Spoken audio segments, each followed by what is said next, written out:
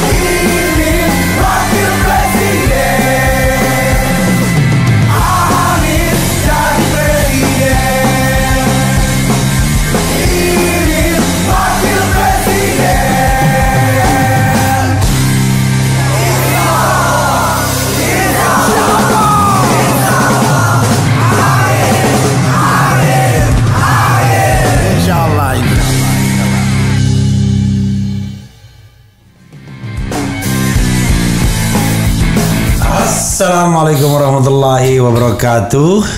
Sobat RH sekalian, jumpa lagi di channel yang keren ini. Keren.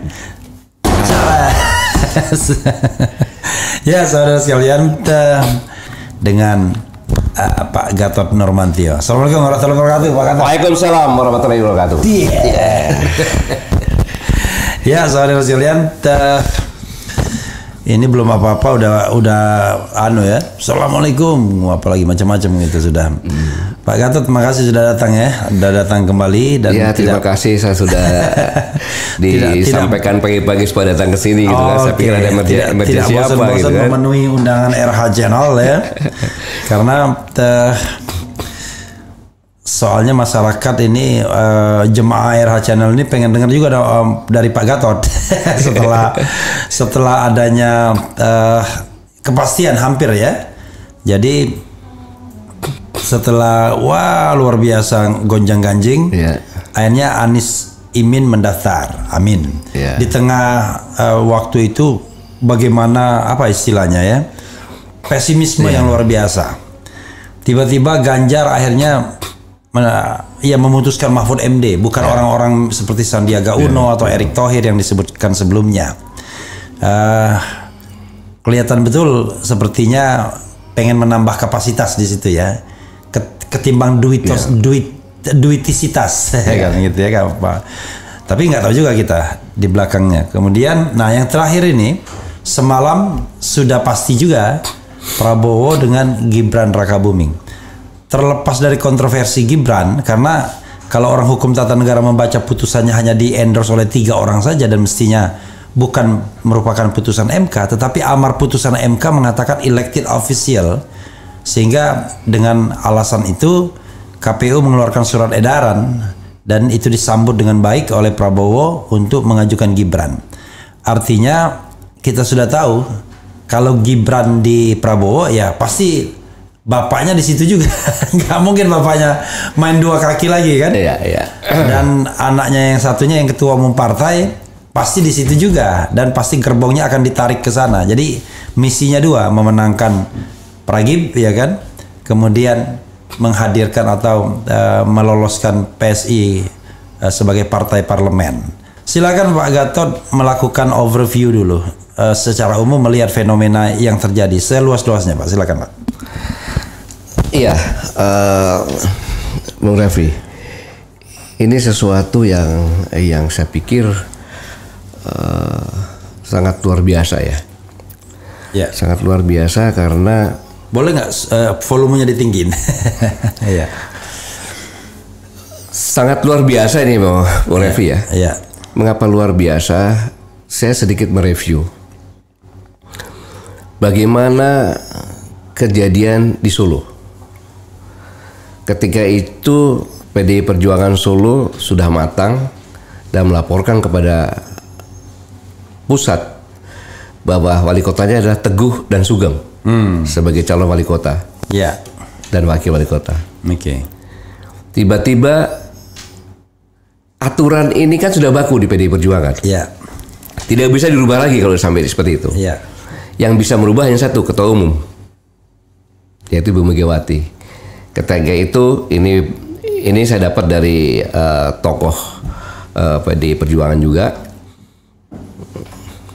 Pak Jokowi datangi Ibu Mega dan mau minta supaya Gibran jadi wali kota. Karena Bu Mega sayangnya sama Jokowi, yang sudah protes pun dibatalkan. Gitu. Ini maksud saya, hal yang sama juga dilakukan oleh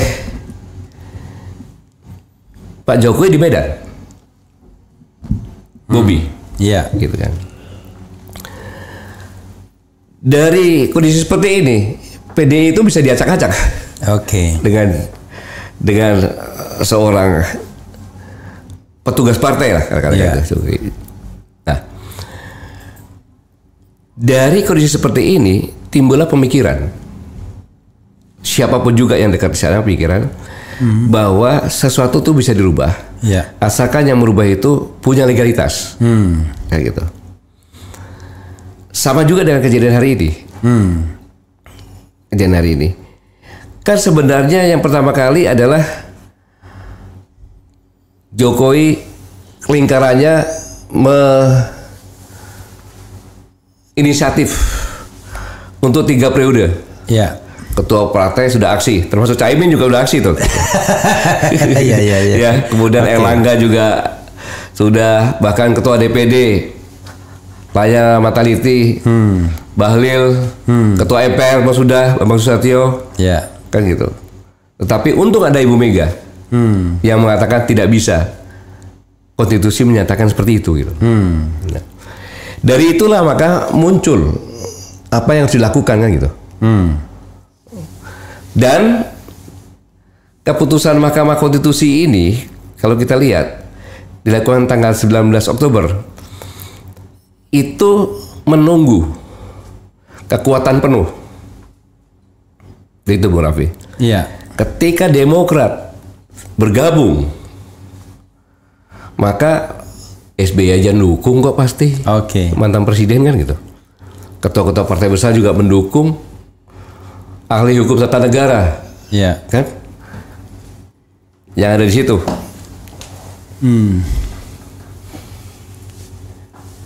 Profesor Yusril, Iya. Isam Hendra ada di situ mendukung. Iya. Maka barulah berani memutuskan. Yang menarik, Bung Refri, Iya. ini kan yang mengajukan kan yang terakhir. Oke. Kalau nggak salah bulan Agustus dia ngajukan.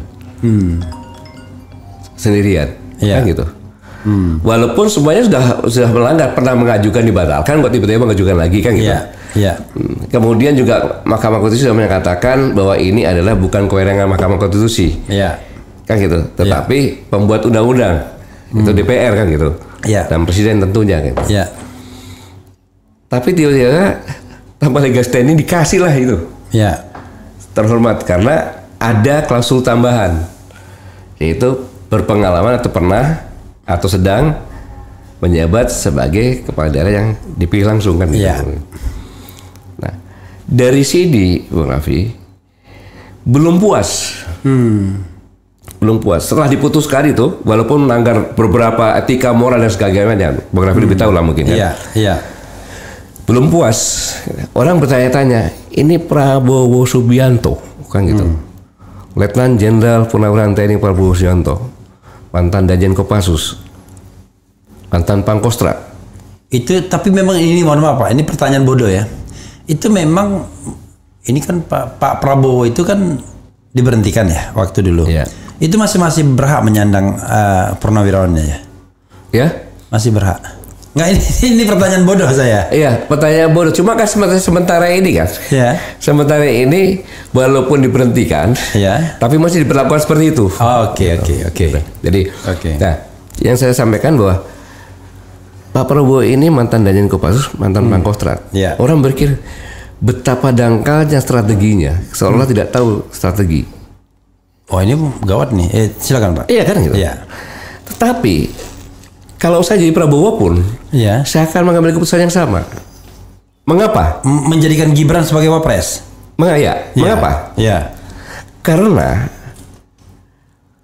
Pak Prabowo ini kan sudah merencanakan, saya yakin, sejak kalah, kemudian bergabung dengan Jokowi, punya rencana untuk seperti sekarang ini. Iya.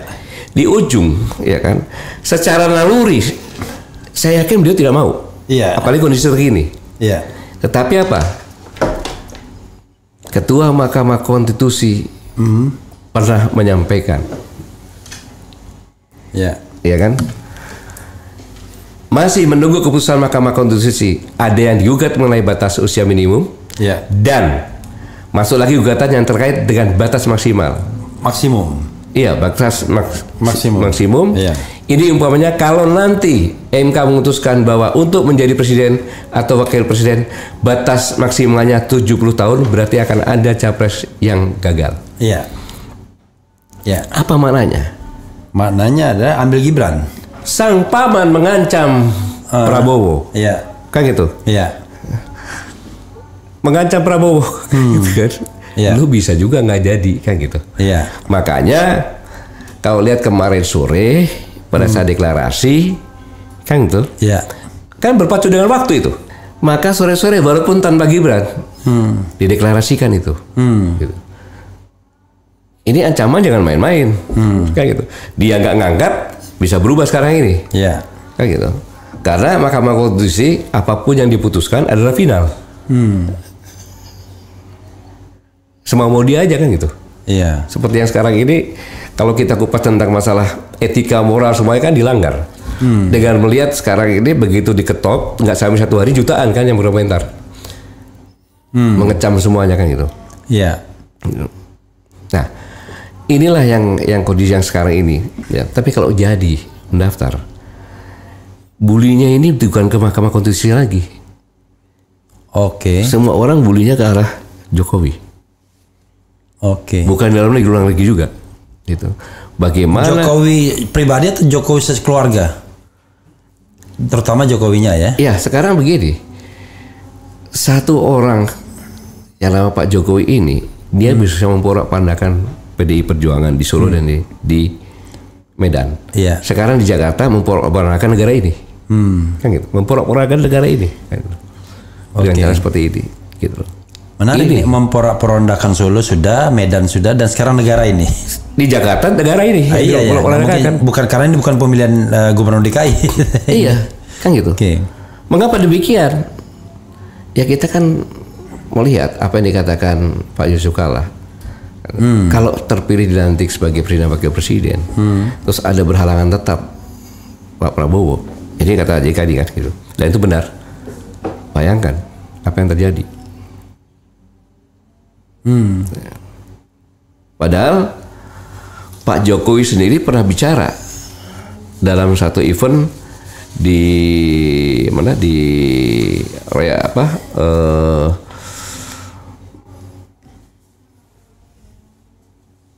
acara relawan Ya. bahwa pemilihan presiden ini sangat menentukan ke depan Indonesia. Oke. Gitu kan. Kalau salah begini bla bla bla bla. Kalau salah luar biasa dan sebagainya kan. Dan ini bukan Jokowi yang ngomong, pengamat yang ngomong kan gitu. Beliau kan ngomong seperti itu. Ya. Pengamat yang ngomong gitu.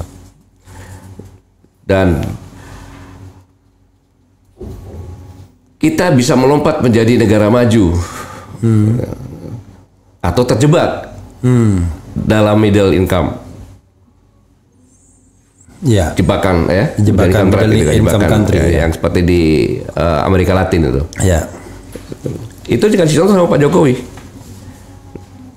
Dan Pak Jokowi sendiri yang ngomong bukan saya ini, pakar-pakar dari IMF, World Bank, kemudian McKinsey, Bappenas, dan pakar-pakar.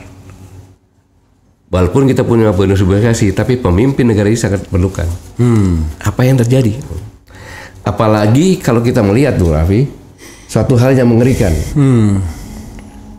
Saya mencari data, dan data ini dari Profesor Weiner, Profesor Weiner Antweller dari University of British Columbia. Oke. Yang mengamati nilai tukar negara-negara, ya, dolar dengan nilai tukar negara-negara. Untuk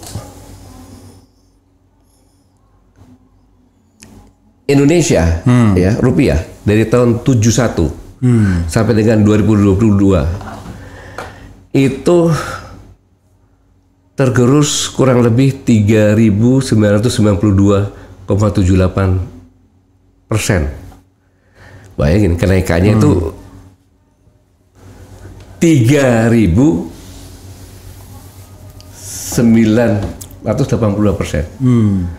Kalau sampai hari ini kemarin ya kita lihat itu 4.277,28%.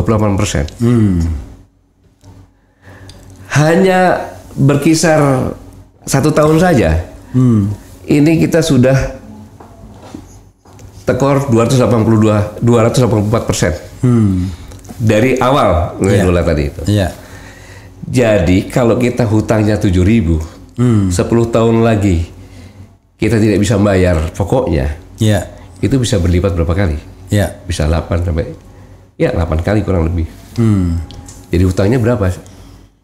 Ya. 40 sekian ribu. Iya. Disinilah perlu pemimpin yang benar-benar mengerti. Karena Singapura 71 sampai dengan 22 dia minus 54. 71 sampai 72. Minus 54. Oke. Yang bisa nyaingi Singapura di tetangga kita, dekat-dekat kita itu Jepang. Jepang 63% lebih minusnya. Minusnya. Iya. Gitu. Sebelum mereka recovery dan maju menjadi negara maju. Justru kalau minus ini kan berarti kan dia bukan inflasi, deflasi malah kan. Iya, surplus gitu loh. Iya, oke. Karena mulai dari nilai dolar banding rupiahnya 10. Oh, sorry. Nilai mata uang mereka lebih menguat dibandingkan lebih dolar. menguat. Singapura sama Jepang lebih menguat. Gitu loh. Malaysia saya tidak bisa menghitung karena sejak 90 dia baru berubah kan, gitu, berubah ringgit gitu. Ini yang sangat benar-benar kita harus menyiapkan pemimpin yang benar-benar mengerti dari berbagai aspek sehingga bisa mengangkat permasalahan-permasalahan yang sangat mendasar. Bahaya sekali gitu Pak, seperti ini. Jadi wakil presiden memang tidak punya tugas. Iya. Dia hanya mewakili kalau presiden berhalangan. Ya, tapi kalau presiden berhalangan betul. Nah, itu dia saya katakan gitu. Kita nggak tahu ya soal usia dan lain sebagainya, tetapi kan usia yang sudah lanjut, kemudian kesehatan itu juga perlu dipertimbangkan kan. Ya, untuk suatu negara jangan coba-coba maksudnya. Oke, jangan main-main. Jadi menghitung dari berbagai aspek. Gitu. Dan yang mengingatkan ini Presiden Republik Indonesia loh. Oke, iya. Yang sudah menjabat sekarang kan? Iya, I know. Dia mengingatkan tapi dia coba-coba. Oke. Karena jangan salah, dulu Habibie harus jadi presiden kan, Mega harus jadi presiden ketika presiden yang terpilih kemudian di-impeach atau mengundurkan diri. Pak Gatot, ada lagi yang ingin ditambahkan soal Gibran ini. Iya. Gini,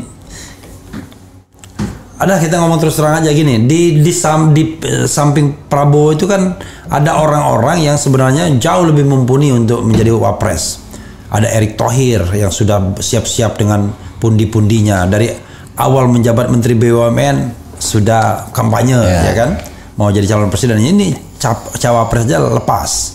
Padahal Jokowi sendiri memberikan luar biasa panggung ke dia kan. Terakhir Menko Marinvest dia yang ad interimnya ketika Luhut tidak bisa. Ada Yusril Iza Mahendra yang selevel dengan Mahfud MD, ahli hukum tata negara dan usianya juga kurang lebih sama. Ada 3 orang yang kurang lebih sama kan, Pak Jimli, Yusril dengan Pak Mahfud. Kemudian yang ketiga ada Zulkifli Hasan yang sudah menjabat semua eksekutif, legislatif dan bahkan lincah juga, ya kan, lincah orangnya, ketua umum partai politik. Tapi ada Erlangga juga. Iya, Erick Thohir, ada Erlangga Hartarto, ketua umum partai yang pemenang nomor 2, kursi nomor 2. Tapi mereka ini lewat semua dengan anak kecil. Iya, makanya saya bilang ngakak gitu. Oke, kalau kita melihat kan begini, Bang Raffi. Kita harus menaruh hormat kepada PDI Perjuangan. Ya. Itulah contoh suatu partai yang dia bisa menyalonkan ketuanya sendiri. Oke. Menjadi wakil presiden dan akhirnya menjadi presiden. Kayak gitu. Setelah itu sekarang mencalonkan lagi kader yang terbaik yang menjabat gubernur. Gitu. Yang kedua adalah Partai Demokrat. SBY. Gitu. Dia buat partai, kemudian dia ketua partai dan dia menyalonkan sendiri. Itulah sebenarnya partai seperti itu kan gitu. Yang kedua Prabowo Subianto, ya kan? Dengan Gerindra, kan gitu, mencalonkan.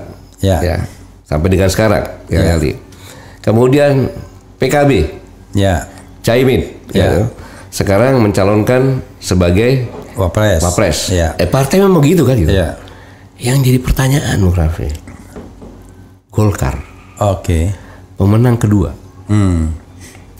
ini kan sebenarnya dengan mengangkat Gibran sebagai Golkar kemudian dicalonkan untuk menjadi wapres, itu kan pelecehan terhadap kader-kader Golkar yang luar biasa. Termasuk Erlangga sendiri. Dan Golkar ini luar biasa loh. ketika reformasi dia digebukin, bahkan mau dibubarkan kan. Ya. Tapi selang pendegek pemilu nomor 1 loh. Nomor 1. Tahun 1999 digebukin di mana-mana. Iya. Tahun 2004 nomor 1. Nomor 1. Ya. Jadi Golkar itu luar biasa gudangnya kader. Ya. Karena mereka menerapkan. Contohnya saja, sekjennya, Ya. Sekjen TNI Purnawirawan Ludwig Paulus. Ya. Ketika masuk dia nggak diterima. Ya. Lu masuk dulu di bidang pertahanan. Gitu. Setelah masuk di bidang pertahanan, tahun kedua atau ketiga dia masuk ke PLH Ketua Golkar Lampung, baru jadi sekjen, kan gitu. Ini saya tidak mengecilkan generasi muda, tidak mengecilkan Gibran ya. Ya. Walaupun dalam kondisi yang sekarang ini dalam meningkatkan destinasi pariwisata, Ya. saya katakan cukup berhasil. Walaupun itu juga mungkin tidak menampik ada bawaan dari wali kota yang ramah kan Pak Rudi kan gitu kan. Satu. Yang kedua, ya enak jadi wali kota yang homogen, lalu dibantu pula oleh pusat. Ya. Proyek-proyek pusat kan banyak di sana. Ya. Kemudian pada saat weekend kemarin Airbus, Ya. Garuda menerbangkan Airbus untuk kunjungan untuk Jakarta Solo itu. Ya. Itu kebetulan saya di sana saya ambil ada keberhasilan itu. Tapi kan Ya. dalam sektor seperti itu kan itu. Sedangkan Ya siapapun bisa Pak kalau jadi wali kota, tapi kemudian bapaknya presiden, ya kan orang takut semua. ya maksudnya Soalnya di tempat di daerah yang homogen pula gitu. tapi kan dalam itu kan dia pandai mempermanfaatkan bapaknya itu kan Oke, gitu, iya.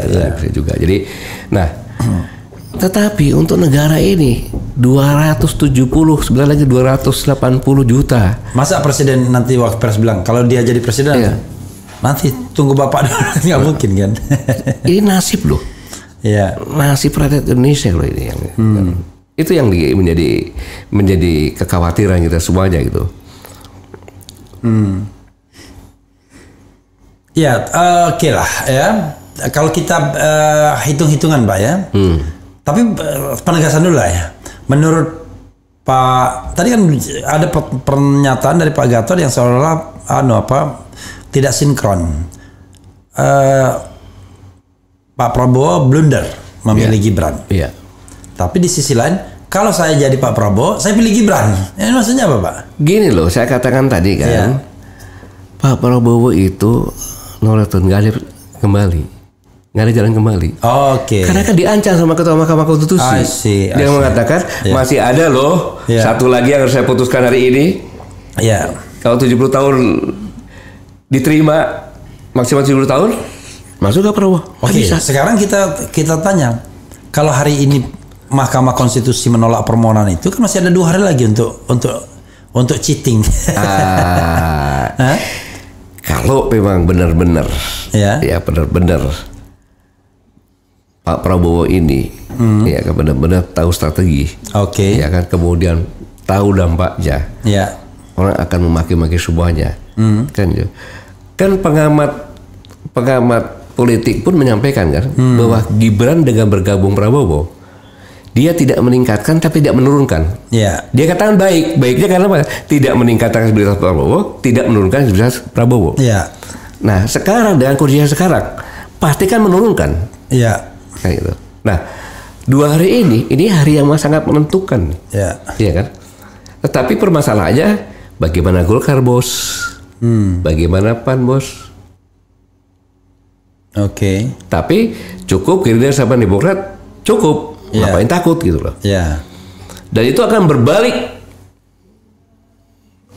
kekuatan sebelah baru akan naik gitu.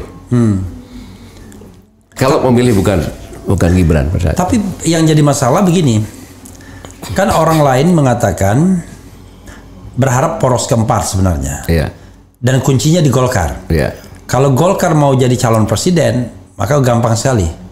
Yaitu dia cukup pergi dan bawa satu partai. Entah itu Demokrat, entah itu PAN. Pasti Demokrat mau, PAN mau. Demokrat berarti AHY. Masalahnya bukan mau atau tidak mau, berani apa tidak gitu. Ya itulah masalahnya. Saya ingin sampai ke sana. Ya. Jadi kemudian PAN pasti mau kan dengan Erick Thohirnya. Jadi dapat. Cuma mereka kan sudah diancam dari awal semuanya itu ya kan. Ya Erick Thohir, ya Zulkifli Hasan, ya ini yang nggak terancam cuma SBY sama AHY, tapi nggak bisa sendirian dia. Gitu. Bung Raffi, ya yang jadi pertanyaan. Saudara Erlangga Hartarto itu apa jasanya dalam pembentukan Golkar? Iya. Ada nggak jasanya? Bapaknya mungkin ada sedikit. Saya tanya Pak Hartanto kan itu. Iya. Ada nggak sampai membesarkan Golkar? Ya dia kebetulan dibesarkan oleh Presiden Jokowi. Karena dia menjadi ketua umum ketika masa pemerintahan Presiden Jokowi. Iya. Dan kalau tidak didukung istana, mungkin nggak akan terpilih dia. Nah, kan itu ini mohon maaf. Yang orang saya mengatakan maksudkan, operasinya Luhur semua itu. Yang saya maksudkan, Bu Ya. Raffi, ya kan, masa dia tega menghancurkan Golkar? I see. Kan gitu. Iya. Dengan kemarin saya mengamati wajah demi wajah Iya, nggak happy itu. ketua Golkar kan gitu. Senyumnya kan senyum terpaksa. Iya. Gitu. Padahal matinya. Kan, kita membesarkan Golkar setengah mati berdarah-darah. Dan saya yakin Golkar akan kehilangan konstituennya. Iya. Marah mereka semuanya. Kan kasihan kader-kader yang setengah mati berkampanye jadi DPR, pendukungnya kabur semuanya. Ya. Gitu. Dan harusnya apapun yang terjadi harusnya gunakan sistem partai yang sebenarnya. Bukan cara seperti itu. Maksud Pak Gatot walaupun Ya sekarang kan sudah kita lawan saja lah, berkorban daripada partai Golkar akan hancur. Toh Caimin melawan juga. Iya. Artinya sekali-sekali melawan ya nggak apa-apa. Apalagi sudah menjelang pendaftaran gini kan. Udah nanti pas pendaftaran tiba-tiba Erlangga berpasangan dengan AHY. Kemudian Apapun Prabowo dengan tetapi siapa gitu? saya katakan kalau toh nanti dia dipidanakan, Ya. orang mengatakan dia pahlawan. Ya. Kan? Dan proses pidananya akan dikutuk sama orang. Ya. Mengapa harus takut? Gitu. Karena harapan Golkar ini kan partai nasional gitu loh. Yang menjaga stabilitas ini selama ini. Kok bisa seperti ini gitu loh. Jadi Pak Gatot pengennya 4 pasangan gitu. Paling bagus begitu. Apapun Prabowo sama siapa Gibran. ya. Nah, tapi harus didukung oleh partai. Kalau nggak didukung oleh partai, nggak bisa nyalon. Ya, saya bukan pengennya ya. Saya bukan pengennya, tetapi selamatkanlah Golkar. Oke. Gitu loh. Yang menyelamatkan Golkar itu artinya mengajukan Golkar nasional juga kan. menjadikan gitu. calon sendiri kan? Ya, atau tidak calon sendiri kan gitu. Tapi calon yang berkompeten gitu loh. Iya, iya, iya. Gitu loh. Kan dia banyak kader-kadernya juga. Tapi saya begini Pak, kan kita tahu. Tapi sebentar, kok saya jadi pengamat politik di bagian kita? Ya enggak, kan memang menjadi pengamat politik di sini kan. Kan kita tidak bicara tentang hankam, kita bicara tentang politik gimana. Nah, bisa juga saya bilang Bapak tim sukses kan, tim sukses juga enggak. Jadi ya pengamat politik memang gitu. Jadi Pak Gatot, pertanyaannya adalah ada 2 nih, mohon maaf ya. Di sekitar Prabowo itu kan ada orang-orang besar untuk jadi wapres itu yang saya sebutkan tadi. Di antara mereka juga kan saling ngunci. Kalau Erlangga maju, Yusril belum tentu senang, ya kan? Yusril maju, Erick Thohir belum tentu senang. Ya, Erick Thohir maju, Erlangga Hartarto belum tentu senang. Ya sudah, anak kecil aja, bocil aja yang maju. Udah, yang paling penting tadi azas no freelance, tidak ada makan siang yang gratis itu. Karena saya mendengar gitu. Wah, kenapa deklarasinya tertunda-tunda? Karena deltanya belum jelas katanya. Saya nggak ngerti delta itu apa ya. Ada teman saya tuh bilang, wah delta.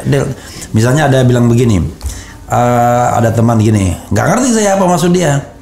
Bilang begini, deklarasi hari ini mundur, masih nego, kurang 5 delta. Nggak, maksudnya apa ini? Apapun itu gitu. Bang, apapun Bang Raffi itu, bagi menurut saya ya. Asas tujuan partai yang besar itu sebagai sampingan maksudnya. Gitu. Tapi jangan menghilangkan marwah dari partai itu, apalagi menghadirkan para kader-kader partai. Ya paling tidak ngotot ya itu ya. Maksudnya. Iya, gitu loh. Kalau tidak dipenuhi ya bikin poros sendiri kan gitu. Iya, kenapa? Bisa kok. Bisa. Gitu, bisa kok bikin poros sendiri gitu loh. Kalau saya gini, kalau ditolak juga ya gabung ke Amin aja. Jadi maksud saya saya sedih gitu loh melihat pada saat kemarin di Rakernas kan itu seperti itu, saya lihat kasihan gitu kan, tertawanya nggak tahu, mudah-mudahan saya salah itu kan. Tapi menurut pandangan saya seperti itu gitu. partai yang begitu besar, orang-orang top, ada ketua MPR di situ kan gitu. Wah, macam-macam lah. Cuman begini Pak, memang kan Pak Jokowi ini kan kalau dalam istilah politiknya kan lemdak office. Jadi udah kantor bebek lah ya kan, bebek lumpuh gitu kan. Lemdak itu bebek lumpuh, office-nya kantor. Jadi maksudnya dia tidak punya pengaruh lagi karena dia sudah mau surut. Ibarat matahari, dia tinggal tunggu tenggelamnya. Tapi teori itu kok nggak terjadi kepada Pak Jokowi. Justru partai-partai politik pada takut. Dan yang kedua adalah paling tidak 2 capres itu minta restu dia. Kita tahu Prabowo dan PDIP kan berebut dukungan Pak Jokowi. Bahkan kalau kita lihat misi-misinya Mahfud Ganjar Mahfud, cuma terbalik. Mungkin dia menyesal menyampaikan misi-misi itu karena misi-misinya itu memperkuat semua. Seolah-olah sudah semua udah baik, tinggal memperkuat gitu. Bung Raffi, ini adalah proses yang panjang. Ya, proses yang panjang dan terorganisasi, direncanakan dengan sistematis, berkelanjutan. Yang pertama adalah Pak Jokowi ini yang tadinya adalah seorang presiden yang tidak punya kekuatan apapun juga kecuali kekuatan rakyat. Tidak memegang kepolisian Republik Indonesia, tidak memegang TNI, tidak memegang DPR, tidak memegang kejaksaan. Kan gitu. Pada saat jadi presiden, yang merencanakan, menentukan menteri-menterinya kan bukan beliau sendiri. Ya, karena beliau orang baru kan gitu. Nah, dari situlah muncul kesadaran. Bagaimana memegang DPR. Mulailah digarap partai-partai. Dalam tanda kutip kemungkinan dengan dikatakan jebakan Batman, ya kan, atau Sandera istilahnya, dengan memanfaatkan hukum, gitu. Kemudian berusaha memegang kepolisian, dan berusaha memegang TNI, gitu. Paling tidak untuk 2 hal ini kelihatan betul Kapolri dan Panglima TNI harus melalui saringan ketat istana, preferensi istana yang main ya. Bukan hanya tingkat itu sekarang, ke bawah juga. Saya mendengar dengan pejabat setingkat bintang 4 bahwa sampai dengan Kapolda maupun Pangdam pun harus restu. Artinya jenderal ke atas. Khususnya untuk Kapolda dan Pangdam. Gitu. Maksudnya untuk Kapolda dan Pangdam juga. Penempatannya juga harus sepengetahuan. Kalau Kapolda dan Pangdam minimal kan 34 orang tuh. Pangdam kan nggak sebanyak itu. Tapi itu yang pertama. Yang kedua, dengan undang-undang bahwa sekarang ini PLT. Loyalitasnya kepada siapa? Penjabat. Loyalitasnya 60% lebih kan? Mereka yang tunjuk kira-kira gitu. Mereka yang tunjuk. Gitu. Terus yang lebih penting lagi, ya kan, KPK yang tadinya organisasi di luar struktur kan gitu kan, sekarang kan sudah masuk dalam eksekutif. Kemudian yang paling menentukan lagi adalah Mahkamah Konstitusi. Gitu. Dan ini suatu pelanggaran etika yang sangat luar biasa, kan gitu. Sangat luar biasa. Tidak boleh namanya Ketua Mahkamah Konstitusi, ya kan, menyidangkan sesuatu yang berkaitan dengan ada persaudaraan. Dalilnya apa itu, Pak Raffi? Ada kan? Iya. Nah, itu. Jadi ketua-ketua partai dipegang, ya kan? Golkar dipegang, PKP dipegang, PAN dipegang, Gerindra dipegang.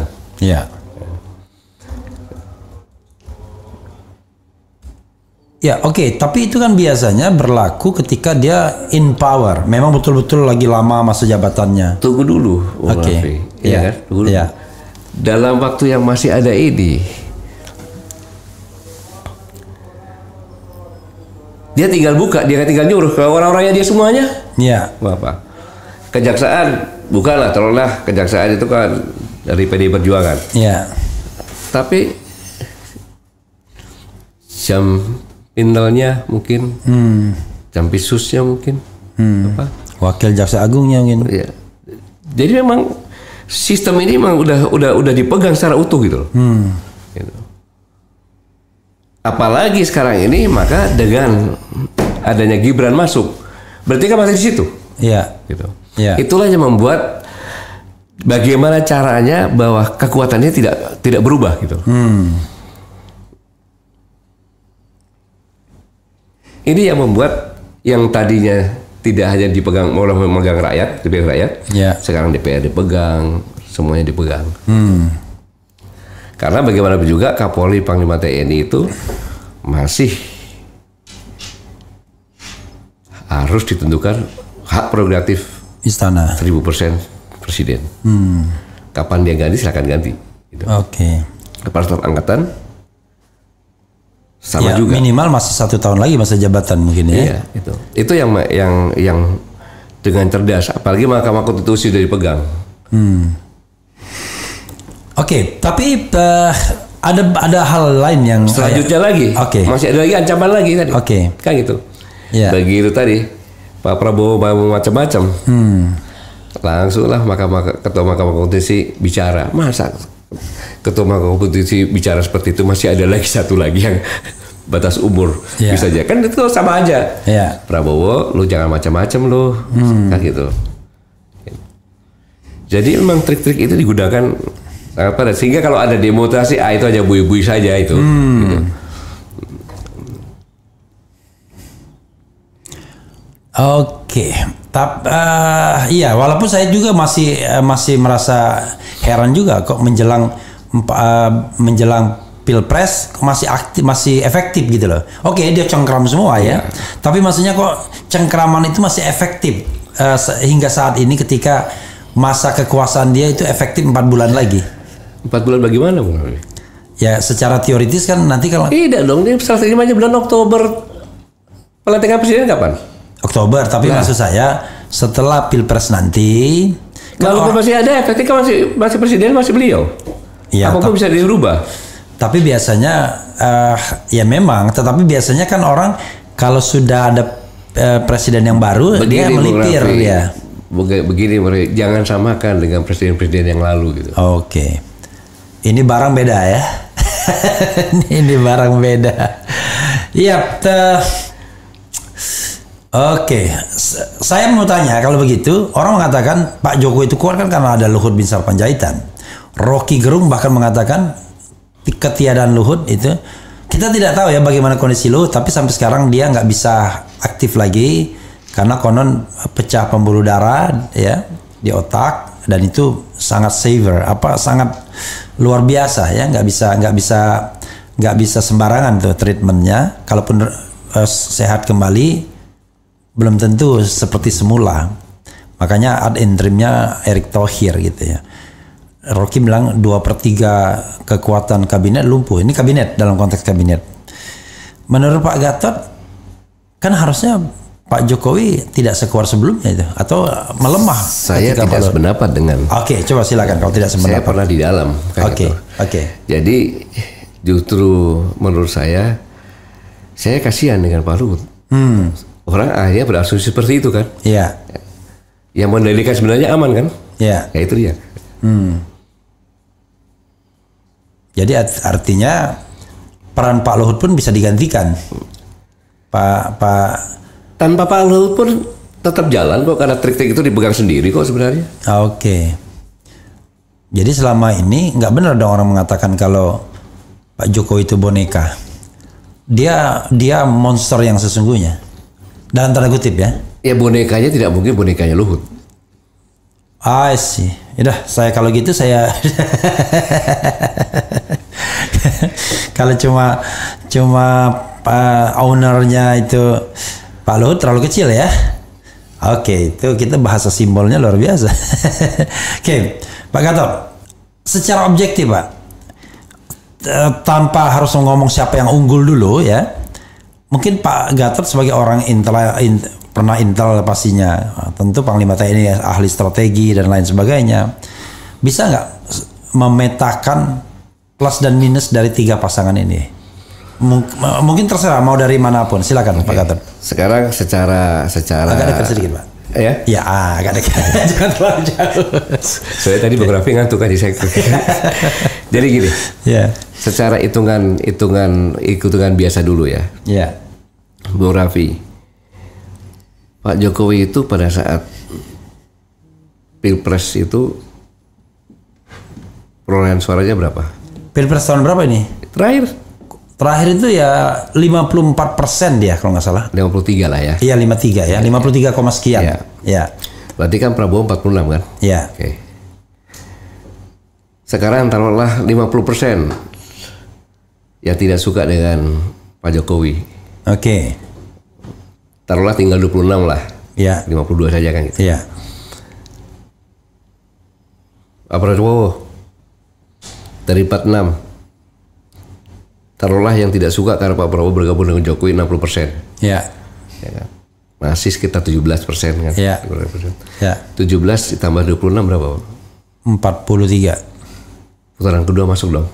Iya. Logika berpikirnya seperti itu kan. Iya. Dan secara nasional di antara 3 kandidat lebih dikenal Prabowo karena calon dulu kan pernah. Karena berkali-kali kan gitu. Iya.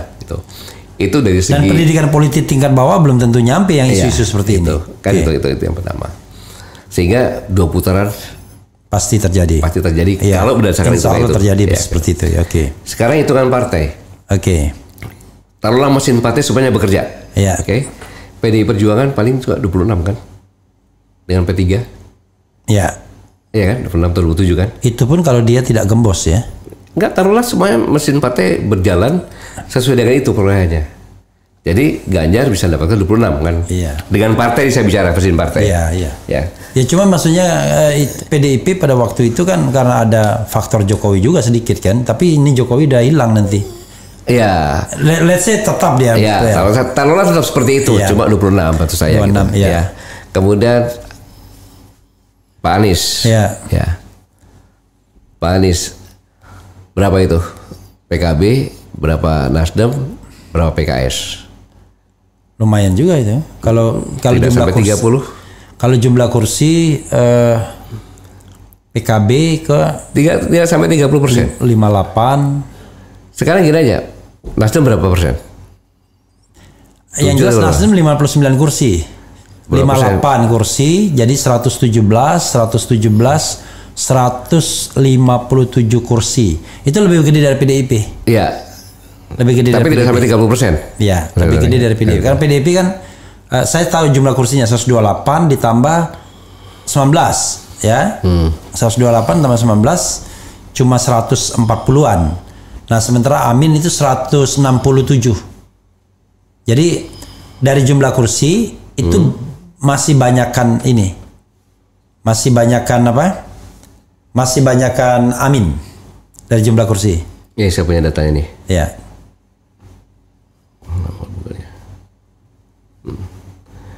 Nasdem itu 59 kursi betul. Ya. Ya kan? Ya. Kemudian PKB 58. PKS 50. PKS 50. Ya. 117 ditambah 50 167. Nah, sementara PDIP tadi 128 tambah 19. 3 sampai 30% lah. Ya, tapi di atas PDIP. Ya, betul. Oke. Nah, kemudian Pak Prabowo? Prabowo banyak. Nah, dari partai saja kan seperti dari itu kan. Partai banyak. Oke. Itu. Nah, kemudian sekarang ini adalah faktor Jokowi. Oke. Pak Jokowi ini punya faktor sendiri. Saya hitung itu sekitar 20%. Oke. Apa 20% itu? Satu, pengikutnya fanatik Pak Jokowi. Yang kedua adalah fanatik dari BLT. Nggak boleh ditinggalkan itu. BLT itu bantuan langsung tunai ya? Iya. Itu terasa memang. Jadi kalau dia dibikin miskin dulu, bikin sengsara, tiba-tiba ada duit. Nah, menjelang pemilu kan? Ya, jadi itu. Itu gaya-gaya neolib itu. Ya. Tetapi tagline perubahan ini, ya kan, itu masuk di dalam relung pikiran rakyat yang ingin berubah. Iya. Itu. Tetapi pertanyaannya, sampaikah dia ke ujung-ujung desa? Ya. Di mana desa dikunci oleh TV-TV yang ada dan TVRI. Ya. Gitu loh. Gitu. Ini yang harus dilihat. Dilihat. Tetapi kalau saya lihat seperti ini, saya pikir masih berkisar antara 30-an semuanya itu. Oke, jadi sama-sama ya. Ya, karena kenapa saya pikir 30-an? Jawa Tengah tidak mungkin pasti Ganjar di atas 40%. Oke. Karena faktor PDI-nya. Ya, tetapi itu lebih mundur karena dulu 70%. Saya pikir minimal ya, saya katakan minimal ini kan minimal. Karena semua kan bekerja juga, tetapi minimal dia mendapatkan lebih daripada saya pastikan nih, lebih dari Pak Anies, lebih dari Pak Prabowo. Iya. Karena faktor bukan Ganjarnya, faktor PDI-nya. Gitu. Oke. Ya itu hitung-hitungan menurut logika berpikir saya saja gitu. Oke. Saya artinya akan terjadi 2 putaran logika ya? Ya, logikanya 2 putaran. Kalau itu berjalan secara objektif ya, objektif. Oke. Dari 2 putaran tersebut menurut Pak Gatot, kalau saya simpulkan hitung-hitungan tadi ya, berarti Amin Prabowo dong yang maju putaran kedua. Ya kalau putaran kedua ini kan kita bisa siapapun juga. Ya. Tapi bagaimana putaran kedua ini siapa yang menang kan gitu? Ya, maksudnya yang masuk pada putaran kedua kan Amin Prabowo tadi kalau saya lihat ya. Kalau hitungan Pak Gatot. Kalau kondisi yang sekarang ini kan ya, sekarang ini. Tapi kan ini kan semuanya belum bekerja dengan kampanye segala macamnya kan gitu. Kan gitu. Berarti kan ada trik-trik yang lainnya lagi kan bisa juga gitu. Nah sekarang let's say ya, menurut Pak Gatot bisa balik nggak ini Jokowi Mega? Artinya gini, ini kan kita bicara tentang pengaruh putaran kedua. Misal putaran keduanya yang maju Amin Prabowo head to head. Kan dulu orang mengatakan, wah ini pendukung Mega pasti pilih Prabowo kan, nggak mau dia Amin. Tapi sekarang bisa jadi malah terbalik karena sudah jadi musuh bebuyutan ini. Saya nggak tahu skenario seperti apa kalau putaran kedua. Ya kalau putaran kedua seandainya Amin Prabowo, saya punya keyakinan komando Ibu Mega ke Amin. Kenapa? Karena udah patah arang dia. Ya sekarang kan begini Bung Raffi. Ya. Coba diamati bener ya. Iya. Pada saat sudah matang wali kota dan wakil wali kota Solo. Iya. Ya kan. Terus Pak Jokowi ke Ibu Mega karena Ibu Mega sayang dengan Jokowi. Iya. Ingat, karena sayang dengan Jokowi, mengorbankan ketentuan yang dibuat sendiri, akhirnya mengalihkan kepada Gibran. Iya. Satu. Iya. Sama juga yang terjadi di Medan. Iya. Calon wali kotanya dia loncat ke partai lain kan? Iya. Iya. Gitu. Kan gitu. Belum lagi bagaimana Jokowi dulu seperti apa diangkat oleh Ibu Mega kan itu. Itu kan itu. Bagaimana orang yang tadinya sayang kemudian dilempar begitu saja, gitu kan. Dengan entengnya, Kaisang masuk PSI, mendukung ke sana. Ingat Bung Raffi, pada upacara 17 Agustus di Kota Madia, Solo, Gibran pakai pakaian apa? Apa? Pakainya. Kalau nggak salah petugas itu pekerja parkir kan? Oh iya. Apa itu maknanya? Nyindir dia. Ya saya nggak tahu kan. Saya tanya apa gitu kan. Jadi dia ingin nyindir bahwa daripada petugas partai lebih baik lebih mulia jadi petugas parkir gitu. Nah, I don't know exactly apa mas. Dan itu pada saat upacara proklamasi kemerdekaan loh. Kan gitu. Yang intinya sekarang ini semua dua gua pegang. Mau apa lo? Gitu. Tentunya kemarahan ini tidak mudah diobatin kan gitu. Tapi kan saya tidak tahu. Ibu Mega kan seorang yang negarawan lah kan. Tidak tahu bagaimana nantinya saya belum bisa memastikan. Gitu. Saya nggak bisa memastikan kalau pasti begini nggak bisa gitu kan. Itu kan hanya perkiraan saya dan saya bukan pengamat politik kan. Gitu. Jadi kalau saya ya wajar aja. Baru belajar politik juga saya ini. Dan juga tidak berpengalaman dalam pemilu karena nggak pernah nyoblos. Nggak pernah. Pernah kemarin. Pernah nyoblos. Kemarin 2019 nyoblos. Tapi sebelumnya nggak pernah nyoblos. Nggak pernah nyoblos Ya. Pak Gatot ya. Oke, saya tidak mau menyudutkan Pak Gatot untuk terus menerus ini karena udah bilang bukan pengamat politik ya. Sudutkan saja nggak apa-apa. Sudutkan nggak apa-apa ya. Oke. Karena itu biar disudutkan, biar penonton yang menyudutkan ya kan. Oke.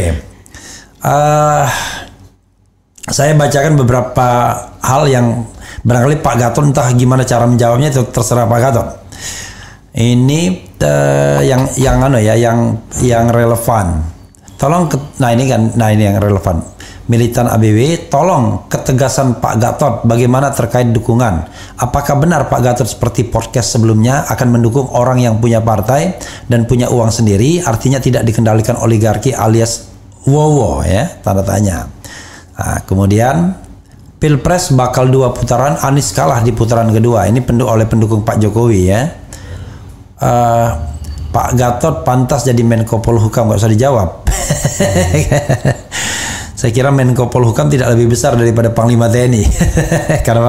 karena semua orang bisa jadi Menko Polhukam, jadi Panglima TNI cuma Pak Jenderal Bintang 4 ya. Bu Raffi, saya potong ya. Ketika 2017, saya ingat sebelum bulan puasa itu, Menteri Sekretaris Negara datang ke saya dan mengatakan diutus Presiden besok saya akan dilantik menjadi Menteri Pertahanan. Dan dengan cara halus. Itu tahun berapa itu? 2017. Oh, ketika Pak Gatot dipensiunkan? Bukan, sebelum dong. Oh, sebelum bulan puasa itu. Oh, sebelum pensiun. Sebelum pensiun 2017 gitu kan. Biar digeser maksudnya. Untuk menggantikan Pak Ria Mijar waktu itu. Ya, saya katakan Pak Menteri, Pak Pratik, bahwa semua Panglima TNI bermimpi untuk menjadi Menteri Pertahanan. Ya. Tapi izinkan saya di sisa waktu saya ini, saya akan mengeluarkan moral dan etika. Kenapa? Tentara tanpa moral dan etika, saya bilang itu pasti kalah. Jepang sehebat apapun juga karena dia tanpa moral dan etika dia akan kalah. Kok begitu maksudnya gimana? Begini, Pak. Publik mengetahui bahwa saya berseberangan dengan Pak Ria Mijar. Iya. Karena waktu itu Pak Ria Mijar akan melaksanakan latihan dengan tentara Cina di Laut Cina Selatan. Saya jawab saya tidak akan mengeluarkan 1 orang prajurit pun untuk latihan. Saya jawab seperti itu. Oh gitu? Ya. Kenapa? Karena saya adalah di bawah Presiden. Kebijakan pemerintah adalah jangan membuat hal gaduh di Laut Cina Selatan. Gitu loh. Berusaha untuk Laut Cina Selatan itu kondusif gitu loh. Kalau itu kan gaduh, Amerika kan jadi ikut ribut juga, itulah. Yang kedua masalah bela negara. Saya tidak menentang, tapi ketiga banyak orang di depan Rindam, dan Rindam tanya kepada saya, Pak bagaimana ini? Kurikulumnya belum ada. Siapa yang bertanggung jawab belum ada kan gitu. Maka kita tolak. Nah itu seolah saya berseberangan. Nah saya kalau saya terima seolah-olah mendidik junior saya, kalau kamu ingin jabatan lebih atas, ogrok-ogrok aja itu jabatan di atas itu kan. Nah itu.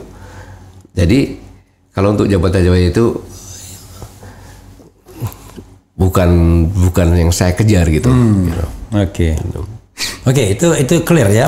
Bagaimana dengan tadi kejelasan sebelum kejelasan posisi tadi, sebelum Pak Gatot menjawabnya, saya kira orang-orang mau tanya lagi tuh. Saya mau membacakan tulisan dari aktivis ya yang Pak Gatot kenal juga, itu Dr. Syahganda Nenggolan. Judulnya Gatot Nurmantio, Ketua Tim Ses, Amin menang. Oleh Dr. Syahganda Nenggolan, Sabang sampai Merauke. Saya tidak bacakan yang bagian-bagian awalnya karena masih bicara tentang hal yang lain. Tapi saya baca bagian keduanya, itu mengapa Gatot Nurmantio, tanda tanya. Gatot Nurmantio adalah sosok jenderal oposisi yang 5 tahun belakangan ini mengemban isu perang global, yaitu anti komunisme. Isu ini mengena pada 50 juta lebih masyarakat Indonesia usia di atas 50 tahun. Secara strategis, isu ini diametral dengan Jokowi dan rezimnya yang mengusung rehabilitasi sepihak pada korban / pelaku G30 PKI melalui Kepres 17 2022. Jumlah suara pendukung Gibran jika diasumsikan paralel dengan isu Kepres 17 2022 tersebut berjumlah sekitar 15 juta jiwa dan itu akan mendukung Prabowo Gibran. Sebaliknya jika Gatot menjadi ketua tim ses Anies, sedikitnya jumlah yang sama akan mendukung Amin, sebuah jumlah korban kekejaman G30 PKI dulu. G30S dulu. Kedua, Gatot Nurmantio merupakan jenderal penuh dengan kedekatan luar biasa pada Islam. Guru ngaji Gatot dan Muhaimin Iskandar salah satunya adalah Kiai Haji Thoifur di Purworejo. Namun Gatot yang gandrung berguru ke kiai-kiai dan ulama mempunyai jaringan yang kuat dengan tokoh masyarakat. Sebagai orang Solo asli, bukan Tegal, ya kan?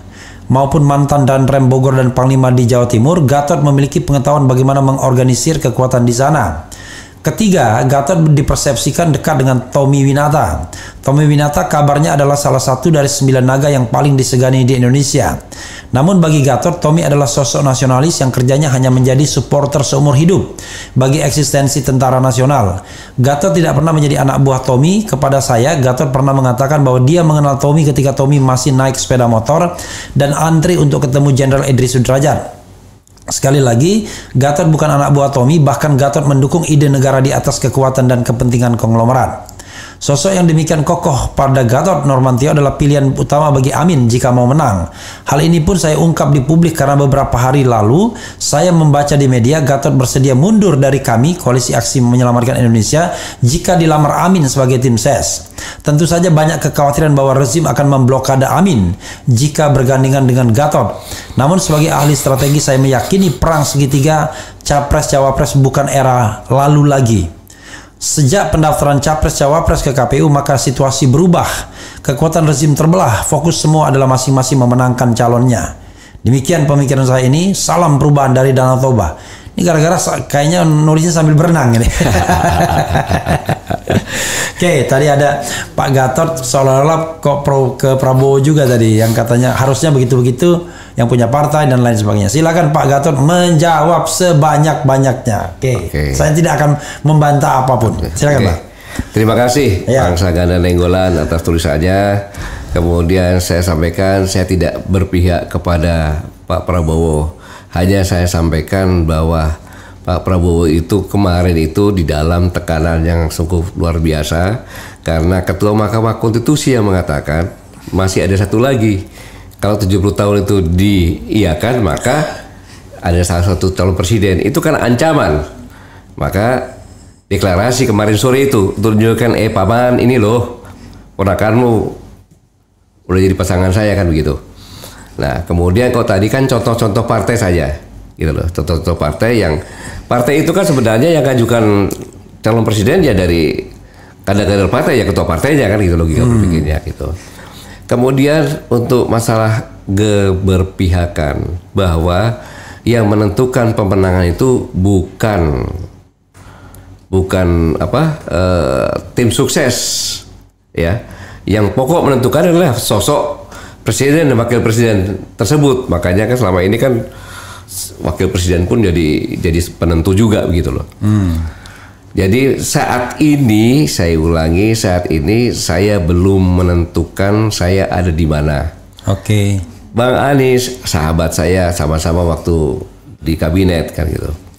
Kemudian Pak Prabowo senior saya, teman diskusi saya kayak gitu. Kemudian Pak Ganjar gubernur kampung saya kan gitu, saya di Solo kan gitu. Yeah. Dan sahabat saya juga dekat sama beliau. Sehingga saat ini biarlah saya sebagai pengamat kecil-kecilan yang mengamati saja dulu dan kata-kata saya akan keluar dari kami kalau dilamar. Kalimat yang sebenarnya adalah Koalisi Aksi Menyelamatkan Indonesia itulah organisasi yang bukan politik praktis untuk ke DPR maupun mendukung salah satu presiden calon presiden. Anggota kami yang mendukung salah satu calon presiden silakan, tetapi yang dalam struktur presidium maupun eksekutif komite ya harus mundurkan diri. Contohnya saya, kalau saya akan mendukung salah satu calon sebagai tim, maka saya harus mundurkan diri sebagai presidium. Itu yang sebenarnya begitu. Jadi begitu Bang Raffi. Jadi dalam kondisi seperti ini saya mengamati dulu saja Bang Raffi. Oke. Ah, tapi saya mau sudutkan diri juga Pak Gatot. Sudutkan saja. Dulu Pak Gatot bilang kalau sudah jelas, ya kan, pendaftaran, ini udah jelas. Kan Pak Gatot bilang kalau sudah pendaftaran dan tidak akan ada berubah lagi, kan akan menentukan sikap. Ya, sikap saya kan saya tentukan, sikap saya masih nonton kan boleh.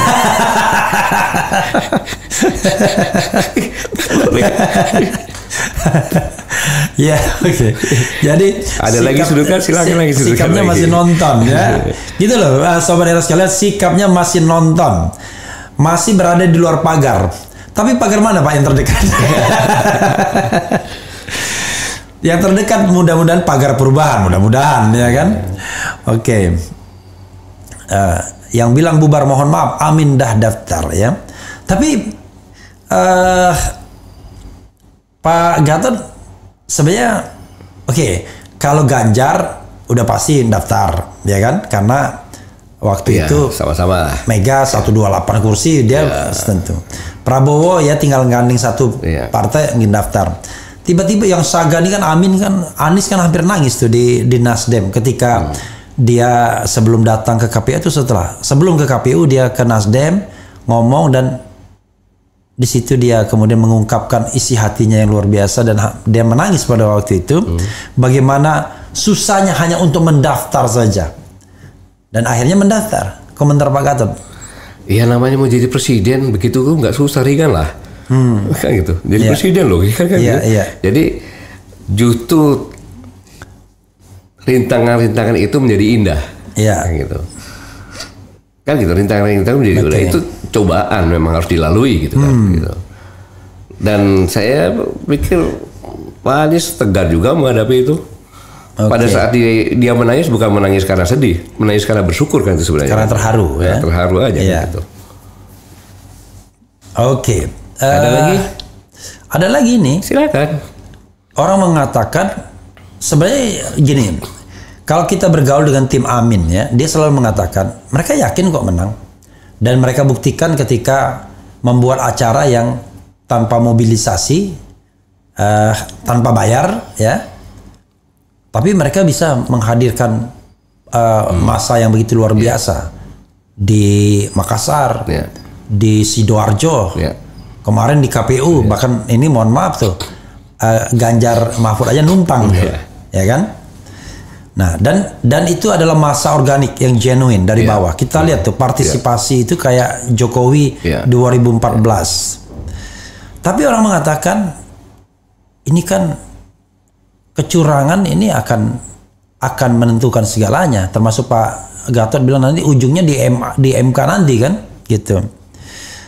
Ada dua hal komentar Pak Gatot soal begini, dan kemudian bagaimana menentukan agar pemilu ini berjalan secara baik, ya, sukses, ya, tidak ada kecurangan, termasuk bagaimana menjamin netralitas TNI, Polri, dan BIN, karena 3 institusi itulah yang disebut dalam perkara Pilpres yang lalu di Mahkamah Konstitusi. Silakan Pak Gatot.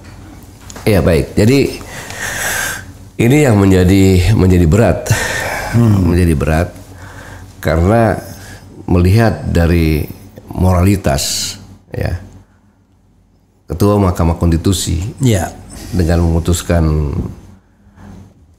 kemarin ini kan dari berbagai aspek sudah bahkan 2 hakim mengatakan kan. Kemudian yang saya katakan tadi bahwa mengapa Ketua Mahkamah Konstitusi mengapa Ketua Mahkamah Konstitusi sampai menyampaikan seperti itu. Masih ada satu lagi kan gitu. Yaitu ambang batas maksimum untuk 70 tahun. Kenapa harus menyampaikan seperti itu? Dia Mahkamah Konstitusi loh. Apakah itu bukan diartikan sebagai ancaman kepada Pak Prabowo? Kalau kamu nggak gandeng ponakan saya, bisa jadi, alhamdulillah sekarang sudah diketok kan gitu kan. Sudah diketok. Nah, itu. Jadi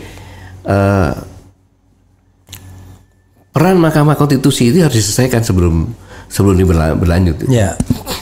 Entah dibubarkan, entah hakim yang mengundurkan diri atau apa. Karena kalau itu masih ada, mereka tidak mungkin tidak mungkin menjadi pengadil yang adil ya. Nah sekarang Ya. keputusannya bersikap final, alasan hukum kan banyak aja alasan hukum. Yang seperti ini jelas kelihatan kan. Frasa dari 40 tahun ditambah pengalaman. Apa sih ketua Mahkamah Konstitusi kan Menko Polhukam hanya mengatakan iya atau tidak saja kan, nggak bisa menambah kan gitu. Dan itu sudah mengatakan legislatif ini adalah DPR. Tapi dia rubah semau-maunya kan. Padahal di ujung nanti apakah nggak dibahas seperti itu? Ya kan? Mau kelompoknya Pak Prabowo sama Gibran kalah, protes ke Mahkamah Konstitusi bisa dimenangkan. Ya. Ini menurut analisa saya, bukan menuduh ya, menurut analisa saya ini. Dengan pengalaman yang tadi ini kan gitu. Nah, itu. Yang kedua harus masing-masing tim bergabung. Untuk ada tim pengawas. Oke. Tim pengawas yang delegalisir untuk bisa memotret hasil di papan maupun di lembar C-nya itu. Iya. Dan itu dikirimkan. Formulir C. Formulir C-nya itu dikirimkan. Formulir C1. Ya. Kalau perlu gabungan membuat semacam website. Website. Jadi ada petugas ini dilaporkan ke server, nanti diprogram sehingga ketika Bung Raffi berasal dari mana, Bung? Sumatera Selatan. Palembang. Oke. Saya ketik Sumatera Selatan. Saya ketik lagi Palembang. Ketik lagi 3 Ilir. 3 Hilir. Ketik lagi Lorong Bugis. Lorong Bugis. Ketik lagi nomor 49. RT berapa ya? RT 6 kalau nggak salah. TPS ya dong? Hah? TPS berapa? Oh, kalau saya TPS-nya kan TPS ini, Pak. Lu kan di sananya nanti kira-kira. Iya, TPS 26 TPS 26. Begitu jam 10 siang, cuma gambarnya fotonya saja orang kumpulkan itu. Tapi begitu sudah jam penutupan, sudah ada angka itu gitu. Nah kemudian dicek kelurahan siapa yang menang sudah ada. Dicek ke kecamatan sudah ada, kabupaten sudah ada, provinsi sudah ada, dan pusat sudah ada. Dan itu siapapun bisa buka website itu. Kalau tidak, Raffi, saya bikin rekornya banyak-banyak kan, rekornya banyak-banyak, saya atur, ujung-ujungnya beda-beda tipis saja, udah ketok selesai. Iya, memang orang selalu mengatakan begitu ya. Dan bahkan pemilu pilpres yang lalu begitu kata orang sih ya, kata orang. Dan apa yang dikatakan Pak Gatot itu sudah diupayakan, bahkan mereka sudah membuat desain IT yang memang bisa menentukan bahwa hasil pilpres itu akan bisa kita dapatkan 1 jam atau 2 jam setelah pemilihan terakhir di waktu Indonesia bagian Barat. KPU itu ya, dia udah bisa lihat. Tapi umumkannya 2 minggu lagi kan? Bukan KPU, tapi versi Amin lah yang saya tahu, versi Amin ya. Mereka menyiapkan itu karena mereka yang paling khawatir dicurangi. Tapi apapun itu, orang mengatakan tidak bisa begitu, perlu juga jaringan yang kuat. Makanya dalam konteks itu seperti Syahgana mengatakan perlu orang dong seperti Pak Gatot yang punya ibaratnya basis teritorial. Kan kita frankly speaking lah, yang bisa memiliki kekuatan koersif untuk menentukan itu kan 3 institusi saja, TNI, 2 institusi TNI dan Polri. Ini mohon maaf Pak ya. Kemudian tambah BIN, entah BIN-nya ke TNI atau BIN-nya ke Polri kan begitu. Dan sudah rahasia umum kan, ada yang seperti itu. Nah cuma sekarang bisa terbelah mereka karena ternyata istana nggak kompak, pecah 2. Tapi apapun itu kan tetap saja kita TNI tidak terpecah. Oh, TNI tidak terpecah. Saya kan TNI tidak terpecah. Siapapun pemimpinnya, TNI tidak terpecah karena prajurit-prajurit itu orang yang punya rasa, ya kan, yang punya akal dan punya rasa. Gitu. Tapi bagaimana menjamin netralitas mereka, Pak? Karena itu yang paling penting kan sebenarnya. Di lapangan tuh bisa saja ada pengarahan, bahkan ada, ya udahlah, gini, yang paling gampang ya, seorang mantan Kapolres di satu tempat pernah ngobrol sama saya, begini, dia bilang dia membantah kalau polisi itu akan mempengaruhi suara dengan, mana bisa katanya, gimana caranya kita? Oke, tapi ada poin yang dia sampaikan kepada saya, nanti pada saatnya kita akan lihat ke arah mana polisi itu dia akan mendukung. Kalau dia ke arah A, nanti akan dibikin satgas-satgas katanya. Nah di satgas-satgas itu misalnya gini, dia contohkan 2 calon yang dulu. Tugas kita adalah kita ngintipin orang-orang yang bawa duit, salah satunya misalnya. Kalau dari tim yang kita dukung, kita biarin. Tapi kalau dari tim yang kita tidak dukung, kita tangkap itu orang, atau kita marking tempatnya. Kalau dia misalnya ke hotel, hotelnya kita jagain biar uangnya nggak kebagi. Kan podo ini Pak ini. Ini juga ini, dan itu yang ngomong tuh mantan Kapolres sendiri guys pada saya. Tetapi kan itu yang dilakukan itu adalah suatu kegiatan yang money politik kan sebenarnya kan gitu.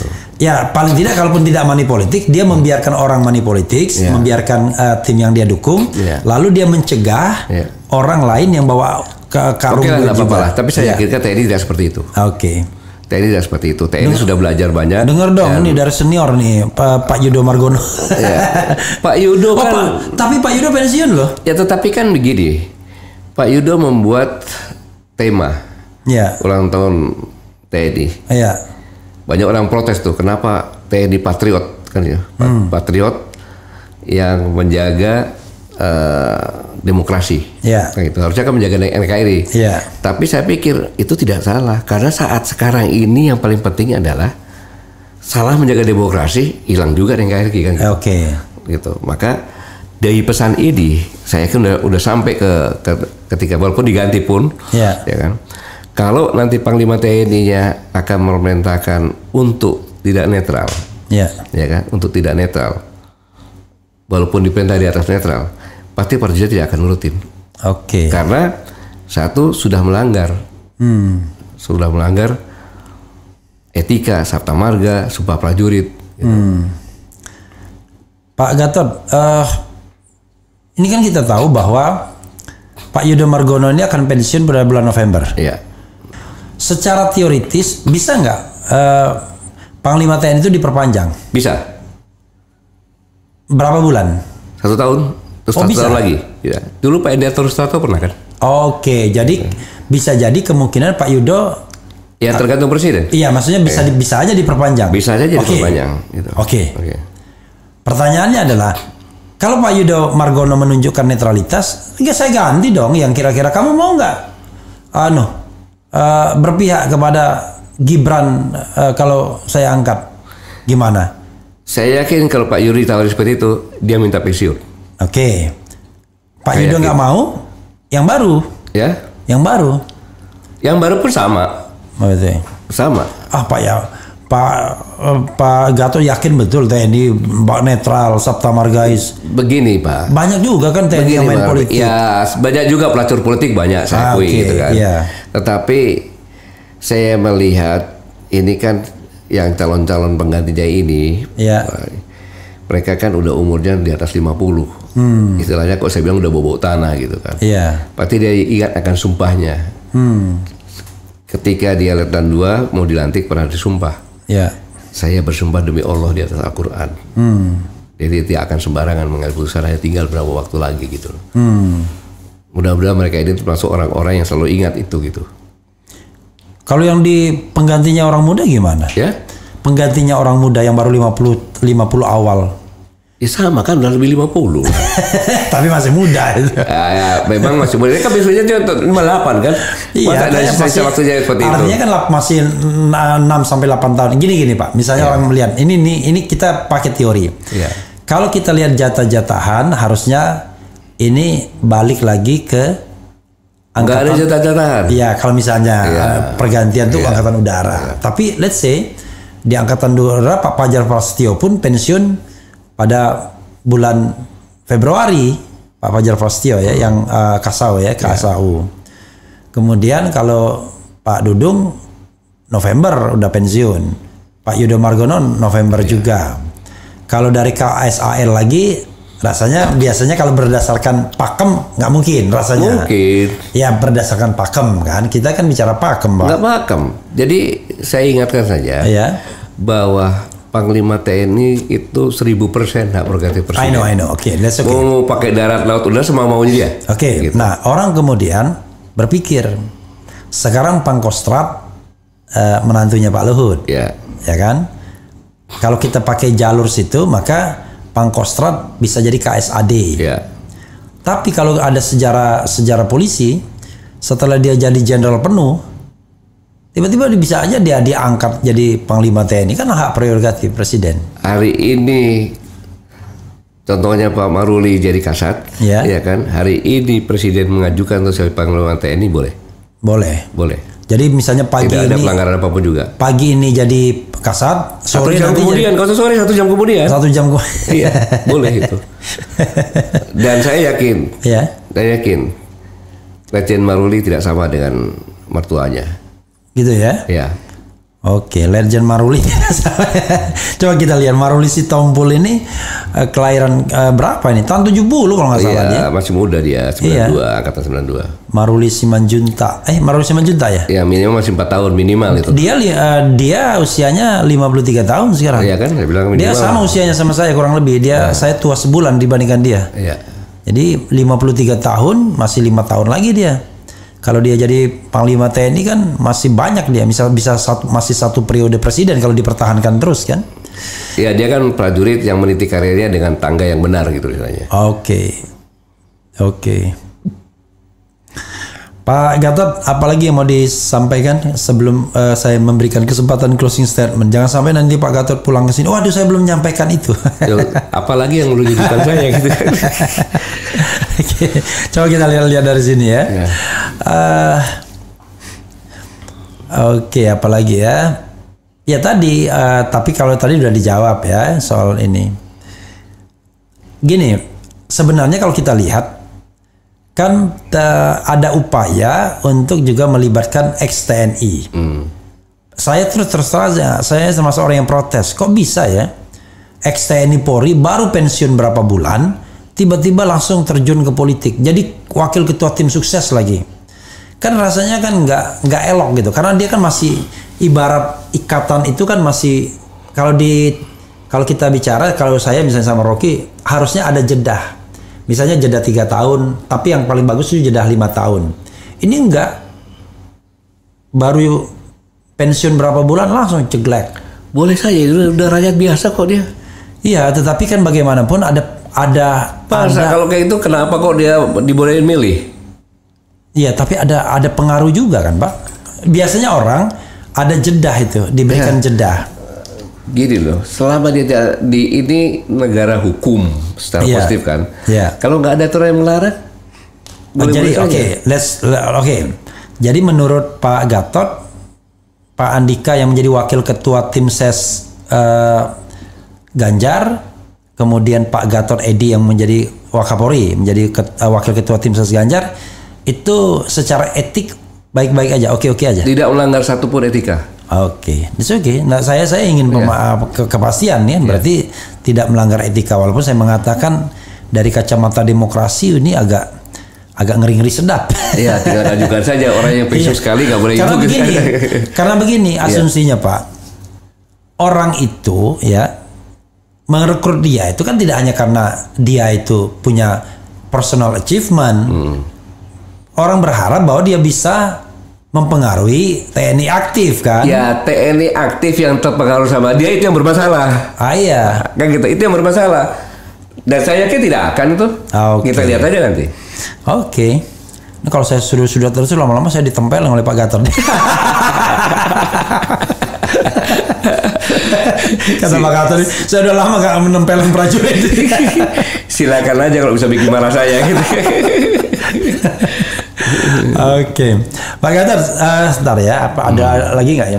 Jangan sampai saya nanti diprotes orang nih. Wah, nggak ditanyakan. Protes apa lagi? Ini, tapi dia bilang, Ashari Budiman, Bang Repi, please biar Jenderal Gatot stay in his line as guardian of NKRI, sebagai penjaga NKRI. Jangan didorong-dorong lagi, hehehe, pakai hehehe, sudah nggak usah didorong-dorong dia ya. Kemudian, Assalamualaikum warahmatullahi wabarakatuh, Pak Gatot, Pak Refri dan Bung Gatot, luar biasa. Saya dipanggil Pak Gatot dipanggil Bung. Hakul yakin, lagi dengan saya. Iya, Hakul yakin menang, Amin menang. Tapi dengan syarat pengawasan terhadap netralitas KPU, Bawaslu dan Polri diperkuat. Nah, ini the last question. Tadi Pak Gatot yakin betul TNI netral. Yakin. Polri nggak bisa ngomong dong, saya, bukan wilayah. Tahu lah itu bukan wilayah saya. Sebagai pengamat KPU Bawaslu gimana? Tadi kan MK sudah tahu. Ini ada paman ya. Ada lagunya kan, kemarin paman datang, pamanku bawa putusan. Oke, coba. Kalau kita bicara tentang penyelenggara pemilu, utamanya KPU dan Bawaslu, itu menentukan juga. Kemarin kan jam 2 malam tuh putusan memutuskan Jokowi menang 2019 gitu. Jam 2 dini hari, bukan malam. Ya, saya tidak berprasangka buruk ya. Tapi mungkin bisa dilihat bagaimana cara perekrutan KPU dan Bawaslu. Gitu. Apakah sudah sesuai dengan tahapan-tahapan yang benar atau bagaimana gitu aja. Ini perlu ditanyakan kepada orang yang mengerti jelas tentang itu. Ya, saya sendiri ketika mereka rekrutmen udah protes. Nah, ketua tim selnya orangnya Jokowi, orangnya One Team Press, salah seorang deputi di One Team Press. Kok bisa begitu? Berarti semakin lengkap dong itu. Semakin lengkap, ya. Iya, gitu. Cuma jangan salah, sekarang ini kan ada keterbelahan. Tapi ya tetap aja itu lebih pro, nggak tahu saya. Ya, tapi kan saya pikir situasi sekarang ini sudah berubah kan ya. Ya, kemampuan IT segala macam, mengontrol segala macam sudah lebih gitu kan. Dan dalam kondisi seperti ini saya yakin generasi muda ini yang merasa dia sebagai pemilik tongkat estafet bangsa ini tidak akan tinggal diam. Hacker segala macam itu tidak akan diam, dan mereka akan bekerja untuk bersama-sama mengawal gitu. Ini menarik sekali ya ketika kita bicara mengenai persaingan politik yang memang kadang-kadang soal fairness. Ini ada misalnya pernyataan dari Denny Siregar yang selama ini orang bilang wah ini buzzernya Jokowi dan lain sebagainya. Tapi dia protes keras katanya. Sangat keras, bukan keras lagi. Sangat keras. Tadi saya baca di mana ya, dia mengatakan kalau dulu katanya saya itu lebih senang kritik-kritikan sama pendukung Anies katanya. Paling ya kita kritik sekeras-kerasnya paling mereka marah doang. Ya jelas lah, dan nggak punya kekuasaan kan. Tapi kalau pendukung sono ngeri mak katanya. Kurang lebih lah dia bilang. Saya baca. Konstitusi aja bisa dia kangkangi, apalagi kita bisa hilang. Saya terus terang saja, ini buat Denny Siregar kalau dia dengar. Itulah yang saya rasakan ketika mau ngeritik Anda. Ya kan?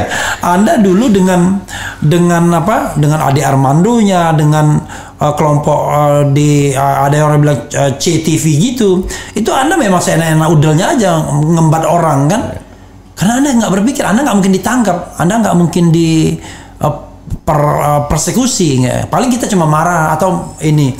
Dan kita ngomong tetap hati-hati kan. Nah inilah yang dirasakan, dimana ketidaknetralan aparat itu membuat demokrasi rusak begini. Karena ada orang yang bisa ngebukin kita setiap saat, tapi kalau kita balas, kita diadukan ke polisi. Saya dilempar air misalnya Pak Gatot, bukannya orang itu ditangkap di depan aparat, malah saya dilaporkan ke orang merampok saja yang mau dibunuh terus jadi sangat pembunuh gimana ceritanya? Itu yang kita rasakan. Ya, jadi kita berharap. Maksud saya ya udahlah, aparat netral ini kompetisi politik. Jangan kemudian tiba-tiba ada makar dan lain sebagainya. Kemarin kan begitu. Tim suksesnya yang lawan istana kan dibilang ditangkepin, mau makar mau apa itu, Lisung Karisma, Ego Sujana. Maksud saya kita fair lah dalam berkompetisi kan begitu. Oke, silakan Pak Gatot. Ya mudah-mudahan itu dulu. Ya. Dan sekarang semuanya sudah pada sadar gitu loh. Oke. Ya, kita kan berharap seperti itu. Ya. Sudah sadar bahwa negara kita ini kalau kita tidak benar-benar sesuai dengan fungsinya masing-masing, aparat penegak hukum sesuai dengan profesi masing-masing yang bertanggung jawab, maka negara ini semakin hancur. Yang saya katakan tadi, mengamati dari nilai tukar rupiah 1971 sampai dengan 1900 23 sekarang ini 2023 2023 itu 427%. 4.277%. Depresiasi. Iya. Kita perlu orang yang bisa memanage pemerintahan ini, yang bisa mengurangi ini. Kalau kan tidak, hutang kita yang sekarang 7.000, kalau kita hanya bisa membayar pokok-pokoknya ya selama 10 tahun, kita hitung tadi kan, 82%. Jadi kalikan 8 kali, tambah bangkrut lagi. Jadi kita tidak terasa bahwa kita sedang didesain untuk memiskinkan semuanya ini. Tapi kita nggak sadar. Yusril pasang badan, siap jadi penjaga hukum Prabowo Gibran. Gimana mau penjaga hukum?